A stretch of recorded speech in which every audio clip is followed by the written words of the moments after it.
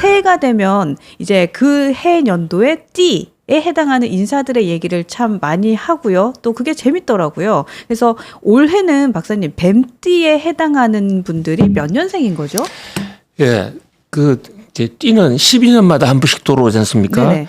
그러니까 올해 태어나는 애가 뱀띠예요. 어저께 태어난 오늘 아침까지. 네. 그다음에 12살. 그다음에 24살. 네. 이제 24살이면 한창 이제 성인으로서 커가기 시작할 때고. 네. 그다음에 36살.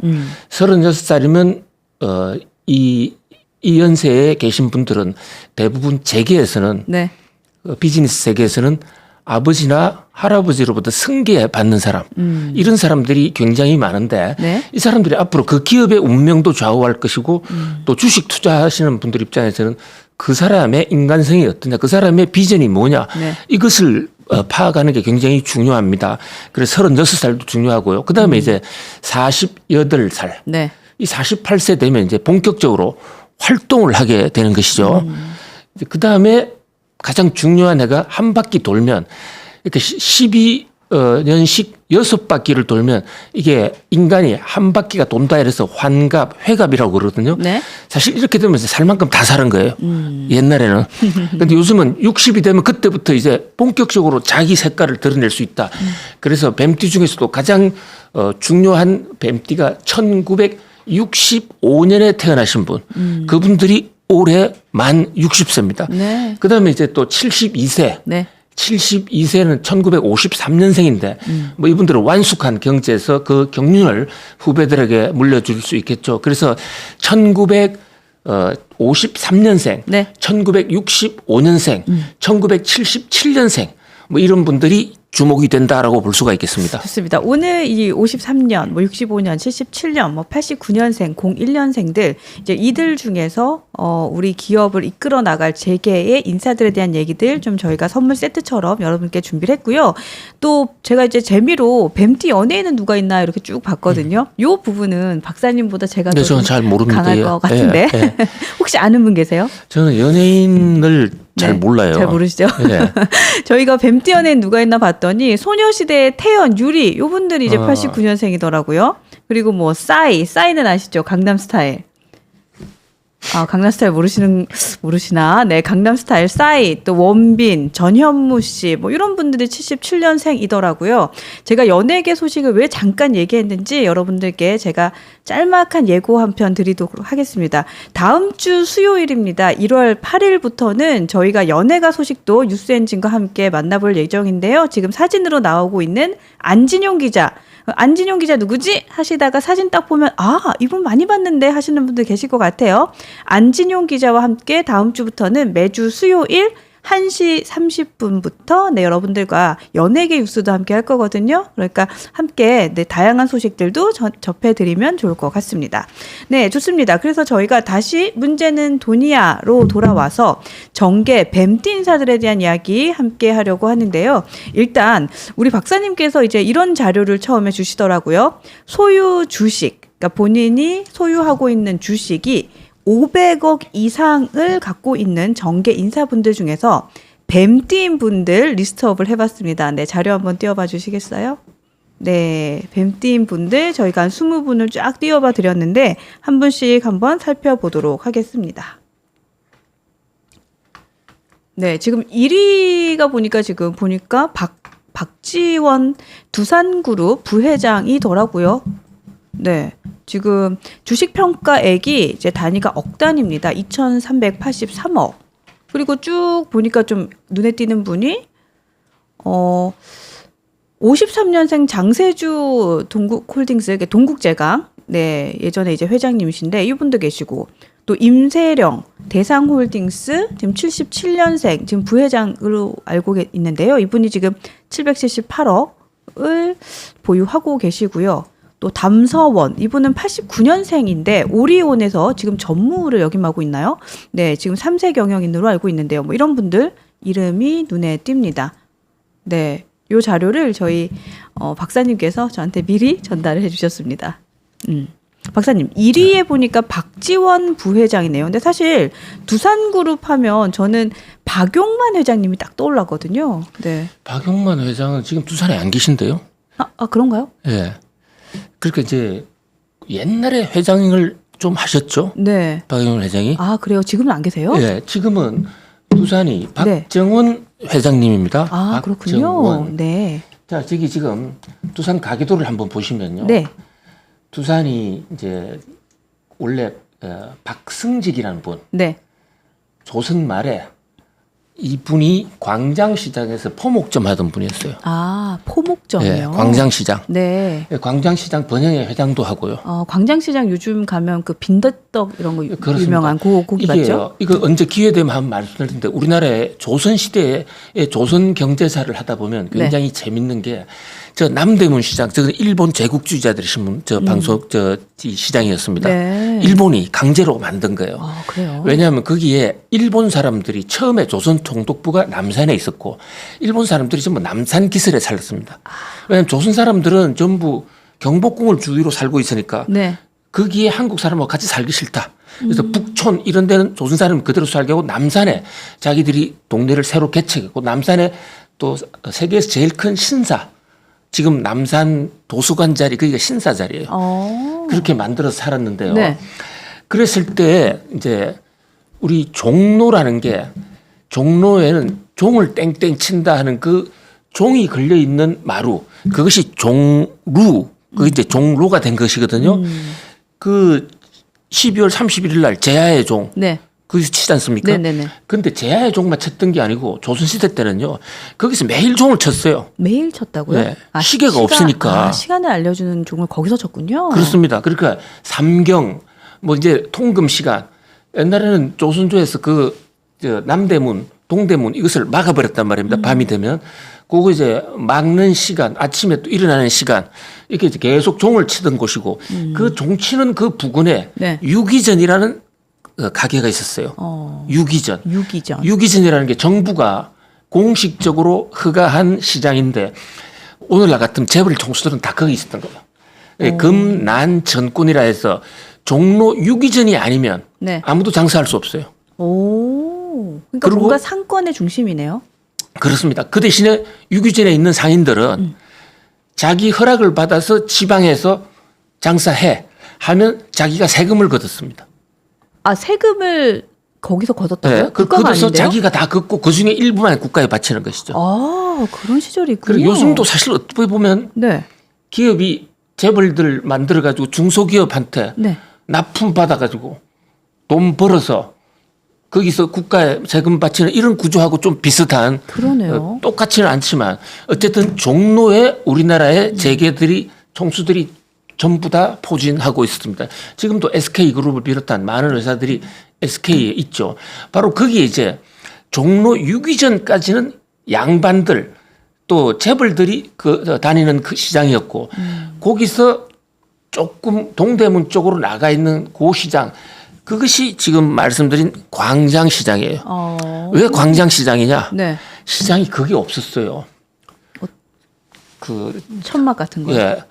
그러니까 뭐 사람을 비올 때 가릴 수 없는 광장에 그냥 뻘에 나가서 한 거죠. 그러니까 뭔가 뭐 이런 게 뭔가 테두리가 쳐져 있는 건물이라던가 이런 것도 없고 천도 없고 그냥 허허벌판 광장에 과거에 있었다? 이제 그 5일장 뭐 6일장 하면 그냥 짐 가져와서 이러지 않습니까? 네네. 광장시장도 처음에는 매일 하지 않았는데 점점 하다가 좀 늘어났고 조선 말기쯤 되면 우리나라 민족 자본이 거기서 이제 시작했다 이렇게도 볼 수가 있죠. 그러니까 양반이 아닌 평민들이 갈 수 있는 최대 시장이 광장시장에 있었고 광장시장은 포목이라든지 이런 의류를 주로 했고 네. 그다음에 지금 한국경제신문 있는 쪽으로 오면 네. 거기가 어시장. 용산에서 넘어오는 그 두 개가 동수로 한국 사람들이 사용했고 일본은 남대문 시장 자기들이 별도로 시장을 운영했었더랬습니다. 그런 역사가 있었어요. 그런데 이제 그 광장 시장에서 뿌리를 내리던 그 집안 중에서 대부분이 다 사라졌습니다만 그 박성직 씨가 돈을 모아서 박용곤 씨에게 이제 공부를 시켜서 박두병이라는 사람이 나오는 겁니다. 네. 박두병이라는 사람이 사실상 두산이라는 회사를 만들었다 이렇게 볼 수가 있는데요. 왜 이름이 두산이냐? 네. 본인의 이름에 두자가 들어가 있어요. 아, 박두병의 두자에서 네. 따온 두산이에요? 예, 그러면서 동시에 자 유언이 말두자입니다. 되로 주고 말로 받는다 할 때 그러니까 크다라는 의미예요. 네. 그러니까 돈을 금더미 말로 큰 산더미처럼 쌓아 올려라. 그게 두산인 겁니다. 그래서 굉장히 내부적으로 알짜 집안이에요. 그런데 이 박두병 씨가 어떻게 해서 돈을 벌게 되냐면 네. 일제시대 때 좋은 학교를 나와가지고 일본의 기린 맥주라는 회사에 들어가요. 기린 맥주. 아, 지금도 있잖아요. 지금도 있습니다. 네네. 근데 이제 그 회사가 많이 바뀌었기 때문에 어쨌든 기린 맥주가 있는데요. 거기 직원이었는데 갑자기 또 이게 그 일본이 전쟁에서 져버린 거예요. 네. 그리고 한국에 맥주 공장을 놔두고 도망을 갑니다. 그것을 정부한테 불화받은 사람이 박두병 씨예요. 아. 그래서 저 회사 이름을 이제 오비 맥주라고 이름을 짓죠. 네. 앵커님 골프를 혹시 치시나요? 아, 전 치진 않습니다. 근데 이 비즈니스를 하게 되면 특히 네. 앵커님 말씀 골프의 세계도 이해를 해야 되잖아요. 네네. 골프 치는 사람들이 제일 싫어하는 말이 오비예요. 아, 그런가요? 예. 오비가 아웃 오브 바운드라 해가지고 공이 페어웨이를 안 가고 그냥 숲으로 처박혀 버리거나 가서는 안 될 쪽으로 들어가는 걸 오비라고 그러거든요. 근데 오비 맥주 이름이 오비 맥주예요. 골프장에서 골프 한 잔 마시고 중간에 맥주 한 잔 먹는데 맥주를 먹고 난 이상하게 그때부터 오비가 막 나는 거예요. 그래서 이름을 바꾸자. 네. 그런데 이제 이 두산의 오비 맥주는 그런 아웃 오브 바운드가 아니라 오리엔탈 비어, 아. 동양 맥주. 오. 이래서 이제 사실 최근까지만 하더라도요. 우리나라 사람들은 그 맥주가 두 개밖에 없었잖아요. 그랬죠. 그죠? 네네. 오비 맥주하고 크라운 맥주. 근데 이제 크라운 맥주 쪽에서는 네. 이 얘기도 나중에 좀 그 흥미진진한 과거에 숨겨진 얘기를 좀 해드리겠습니다만 네. 이것은 크라운 맥주가 조선 사람이 시작한 거예요. 아. 그런데 오비 맥주는 일본 거 그냥 불화받았거든요. 그러니까 기린 맥주에서 시작한 일본 맥주. 그렇습니다. 크라운 맥주는 한국에 뿌리를 둔 맥주. 예, 그래서 조선 그러니까 그 크라운 맥주의 주인들이 네. 그동안에 광고전을 할 때 일본 맥주 먹지 마라. 오비 맥주 먹지 말라. 이렇게 얘기도 많이 했었죠. 어쨌든 그 이제 오비 맥주인데 이 오비 맥주가 큰 위기를 한 맞습니다. 지금도 낙동강에 사는 사람들은 두산하면 치를 벌벌 떠는 사람들이 많아요. 낙동강 일대요? 예. 오. 그 옛날에 두산이 맥주 만들어 가지고 두산전자라는 회사를 하나 세웠어요. 근데 거기 전자제품에 폐수, 페놀 그런 오염이 많이 폐수가 나오는데 그거를 과학적으로 분해 처리해야 되지 않습니까? 그렇죠. 그것은 낙동강에 그냥 뿌린 겁니다. 아, 낙동강 폐수 얘기는 저 들어봤던 것 같아요. 낙동강 폐수 그 페놀 오염 사건이 바로 두산이 일으키는 거예요. 아, 그랬군요. 그래서 두산이 완전히 폐업 위기, 도산 위기까지 갔거든요. 근데 그것을 특종했던 기자가 당시에 지금 그 언론 심의위원회 위원장 네. 그분이 당시 기자로서 이 사건을 특종을 했습니다. 오, 그랬군요. 그래서 그분은 뭐 언론계에서는 크게 컸죠. 그러니까 두산이 불매운동이 들어갔고 이제 맥주가 안 팔리는 거예요. 그래서 두산이 우리 이거 이제 도저히 못하겠다. 그래서 기업 구조조정 변신을 하게 됩니다. 네. 그게 이제 박용곤 씨 때에 와서 박용곤 씨가 3세거든요. 네. 박용곤 씨가 남자 형제만 7명 있습니다. 여자 형제도 있는데 이때 두산그룹은 여자는 그냥 집안 족보로 안 쳤어요. 이건 뭐 말이 안 되는 얘기인데 요즘 그때는 생각하면. 그랬죠. 네. 그래서 박용곤, 박용은, 박용호, 박용선, 박용현, 박용만, 박용호 이렇게 7명의 용자 쓰는 그 오나들이 있었습니다. 네. 그중에서 지금 앵커님 기억하시는 것은 박용만 회장이에요. 네, 박용만 회장을 제가 왜 기억하냐면 SNS 활동을 굉장히 좀 활발하게 했던 분으로 제가 기억을 해요. 네. 비교적 좀 시장하고 소통을 많이 좀 했었죠. 잘 했죠. 네네. 잘 했는데 저분들이 이제 3대가 내려와서 그 박용곤 회장이 지분을 형제들한테 골고루 나눠주니까 이 문제가 생겨. 누가 회장하지? 그 박용곤 회장이 계속할 수도 없고 네. 박용곤 회장이 하다가 박용현 회장한테 주고 박용호 회장한테 우리 조금씩만 나누어 사자. 이래 됐어요. 네. 근데 지금 둘째 박용현 회장 저분이 얼굴이 없잖아요. 네, 사진이 없더라고요. 예, 왜 그러느냐? 저분이 회장을 하고 있는데 이제 세 번째 형 박용호 회장으로 넘어간다고 그러니까 나는 못 물려주겠어. 근데 형제들이 집단으로 박용현 회장을 강제 퇴진시키고 셋째로 밀어줬거든요. 네. 그러니까 둘째 형이 이제 회사의 부정을 전 세계에 고발을 하기에 이르렀습니다. 아, 내부 고발을 스스로 한 거예요? 그렇습니다. 어. 그러다 보니까 이제 형제들 입장에서는 반란을 일으킨 것이고 그것 때문에 나머지 형제들이 사법 리스크 교도소도 가고 엄청나게 고생을 많이 했죠. 그래서 역공을 하게 되고 또 역고소 고발을 하게 돼가지고 결국 박용현 회장은 쫓겨나고 한 푼도 못 건지고 이제 그 나인이 됩니다. 그러니까 집안에서 그냥 추출이 됐네요. 그렇습니다. 그야말로 파문을 그냥 족보에서 파버린 거죠. 그런 바람에 박용현 씨 아들도 훌륭한 사람이 많이 있는데 네. 아무도 지금 저 주식도 안 갖고 있고 저 두산 이거 밀양박 씨 가문인데 여기서는 이름이 아무도 없는 것이죠. 그렇게 7명이 나눠서 조금씩 하려고 하니까 이 세월이 굉장히 많이 걸렸잖아요. 내 차례 언제 오나. 그러겠네요. 네. 그러니까 이게 3대 정도까지면 형제 경영이 돼요. 그런데 자 4대째 내려오니까 네. 박용곤 씨의 장남인 박정원 네. 이분이 지금 회장이에요. 지금 회장인데 이걸 지금 사촌들한테 물려줘야 돼요. 네. 그 과거의 전통대로 하면. 네. 그런데 본인이 안 물려주고 있습니다. 거의 10년째 하고 있거든요. 그러다 보니까 사촌은 고사하고 그 바로 밑에 있는 박지원. 네. 자 오늘 뱀띠 경영인 중에서 재산이 가장 많은 사람. 이분이 박용곤 회장의 아들이자 현재 회장인 박정원 회장의 동생이에요.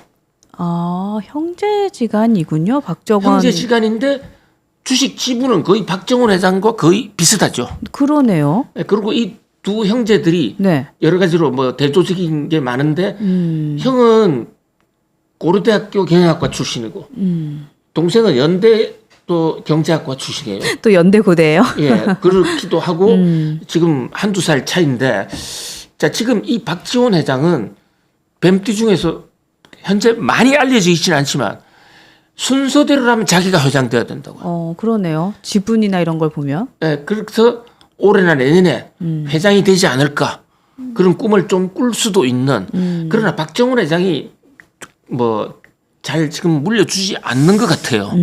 그래서 그게 하나의 관전 포인트. 네. 그 박지원 회장이 돼야 그 다음에 사촌들이 하고 그 다음에 지금 5세까지 나왔거든요. 네네. 근데 지금 박정원 회장의 아들 이게 5세까지가 나왔는데 이 아들이 지금 전무까지 올라가 있어요. 그러니까 바로 5세로 내려가느냐. 네. 그렇게 되면 어떤 문제가 생기냐면 형제의 난이 생길 수도 있어요. 분리하자. 삼성 같은 데는 3대밖에 안 내려왔는데 이미 분리했잖아요. 그러니까 두산이 우리나라에서 가장 오래된 재벌 그룹 중에 하나예요. 그러네요. 5회까지 내려왔다고 하니까. 일제 시대는 뭐 차치하고 일제 시대 이전부터 있었던 회사니까요.